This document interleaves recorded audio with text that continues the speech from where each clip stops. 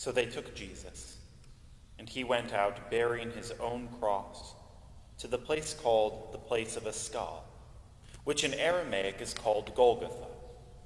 There they crucified him, and with him 2 others, one on either side, and Jesus between them. Pilate also wrote an inscription and put it on the cross. It read, "Jesus of Nazareth, the King of the Jews."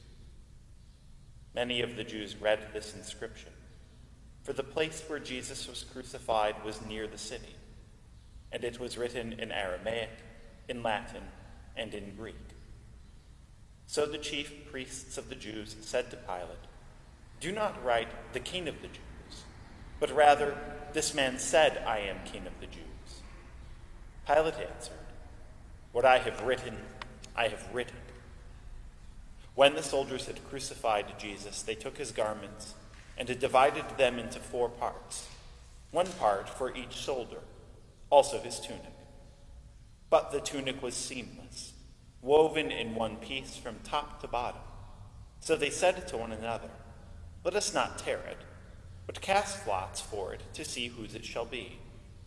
This was to fulfill the scripture which says, "They divided my garments among them, and for my clothing they cast lots." So the soldiers did these things. But standing by the cross of Jesus were his mother and his mother's sister, Mary, the wife of Clopas, and Mary Magdalene. When Jesus saw his mother and the disciple whom he loved standing nearby, he said to his mother, "Woman, behold your son." Then he said to the disciple, "Behold your mother."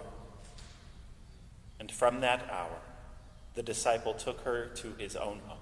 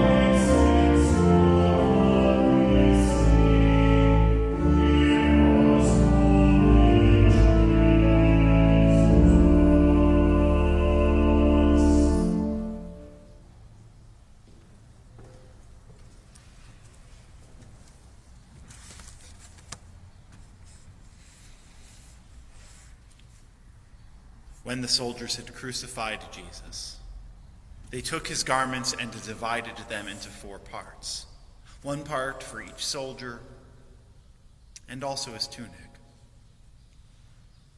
But why take these things from Jesus?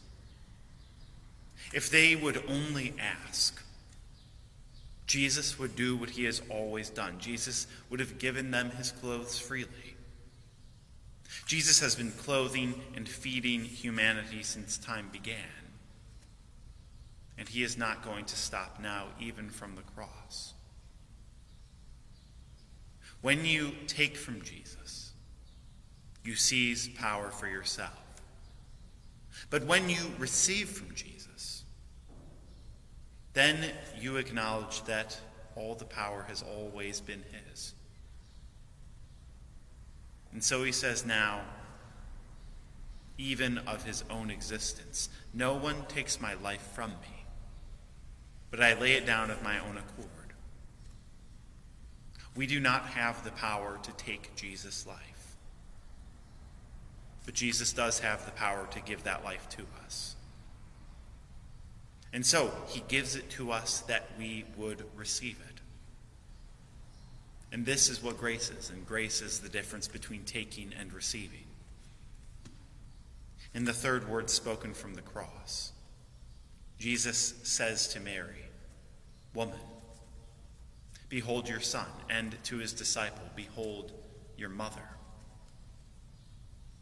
He did not have to shout.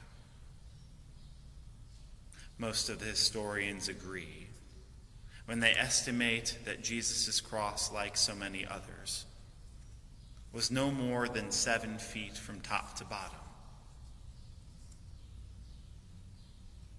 It stands to reason that Mary was looking her son in the face, hearing his words through suffocated gasps. To her who watches as her son is taken from her, Jesus gives her another son. But how can this be? John was not born of Mary, but Jesus was. And Jesus has bound himself to John. He is in John, and they can never be separated. As it is later for St. Paul, so it is with this disciple whom Jesus loved. That it is not he who lives, but Christ who lives in him. In John, in you, is Jesus. Thus writes Luther when he says that we are all little Christs to one another. In the third word from the cross, Jesus gives not only all that he is, but all that he has, even his own mother.